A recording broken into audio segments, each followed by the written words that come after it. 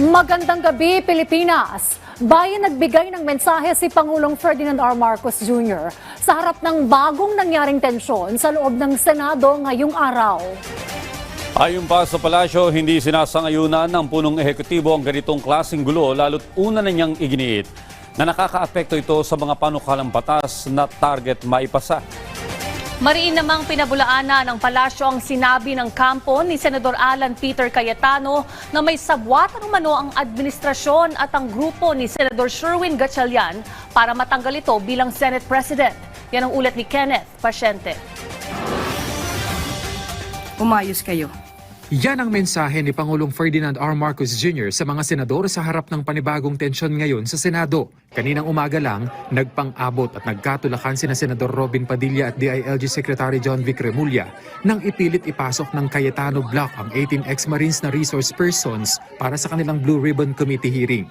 Ayon sa palasyo, hindi tinotolerate ng Pangulo ang mga ganitong gulo, lalo't una na niyang iginiit na nakakaapekto ito sa mga panukalang batas na target maipasa. Kaya dapat na raw itong matigil.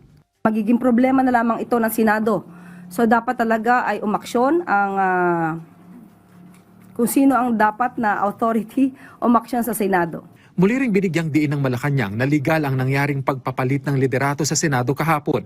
Sabi ni Castro, naaayon ito sa batas. Batay na rin anya sa Avellino versus Cuenco case. Punto niya, maituturing na coercive reach sina Senador Jinggoy Estrada na kasalukuyang nakakulong at si Senador Bato de la Rosa na nagtatago ngayon. So with that, lumalabas na 22 ang recognized base number. So nagkaroon ng 12. At ayon na rin sa Avellino versus sa Cuenco, ang 12, kapag ka po, dahil sa Avellino versus Cuenco, lumalabas na ang recognized base number ay 23, dahil isa ang nasa abroad. At nirecognize po ng Korte, mismo ng Supreme Court, na ang 12 ay makukonsider na majority in relation to the declaration of a quorum. So with this, with the same scenario, 22 ang lumalabas na recognized base number, 12 ay masasabi nating majority para mag-form ng isang quorum. Kasunod niyan, binigyang diin ng palasyo na ang liderato ni Acting Senate President Sherwin Gatchalian ang lehitimo at marapat na sundin. As far as the palace is concerned, kinilala na po natin ang liderato ni Acting Senate President Sherwin Gatchalian. So, kung ano man po ang kanyang ibibigay na mensahe sa ehekutibo, yun po ang ating kikilalanin. Sinabi rin ng palasyo na hihintayin na lamang ng ehekutibo ang magiging request ng Senado sa pangunguna ni Senator Sherwin Gatchalian ukol sa pagkakaroon ng special session. Giit nito, handa naman ang Pangulong tumugon sa kahilingan kung kakailanganin. Yes, opo. Inclined ang Presidente na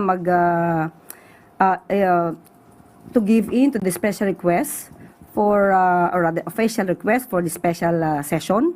Bakit? Kasi kung marami maaantala dahil sa mga nangyayaring ganitong kaganapan, hindi po nais ng Pangulo na magkaroon ng pag-antala sa trabaho ng Senado.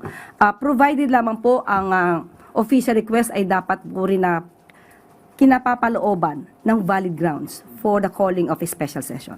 Mariin ding pinabulaanan ng palasyo ang sinabi ng kampo ni Senador Alan Peter Cayetano na may sabwatan umano ang administrasyon at ang grupo ni Senator Sherwin Gatchalian para matanggal ito bilang Senate President.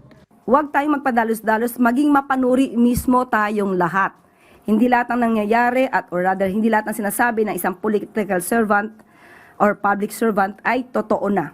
So dapat mayroong pinangahawakang resibo at ebidensya. Kenneth Pasyente para sa Pambansang TV sa Bagong Pilipinas.